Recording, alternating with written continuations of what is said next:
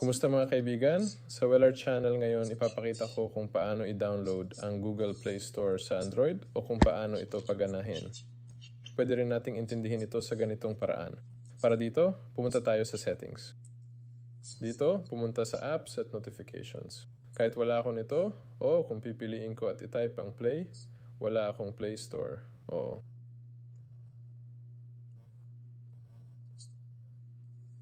Kaya pumunta sa Settings, piliin ang Apps at Notifications.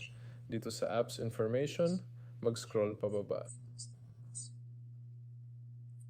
Mag-scroll hanggang makita natin ang Google Play. Ito na. Google Play Store. Pumasok at i-click ang button na Enable pagkatapos ay gagana na ito.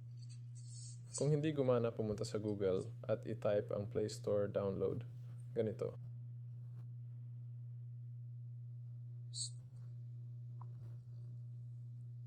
At pwede nating i-click ang install kung nasaan ang Google Play Services, ito, o i-update sila, or i-download ang buong APK file. Para dito, pumunta tayo sa Download Google Play Store APK. Oo, i-click natin ang download. Siguraduhin walang virus ang site na pupuntahan ninyo. Ito, makikita ninyo, verified. Ibig sabihin, malamang na walang virus dito. I-download. Kaya pumunta tayo dito, maghintay, at buksan ang APK file na ito.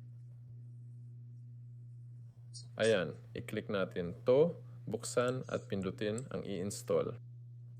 Ayan, at nag-i-install na ang Google Play Store. Kung sakali, ang Android version mo ay masyadong mababa para sa bagong Google Play Store, maghanap na lang ng mas lumang APK file sa internet at i-install ito. Naka-install na ang app, pindutin ang open button at voila, gumagana na. Kasama ninyo si Weller. Paalam sa lahat.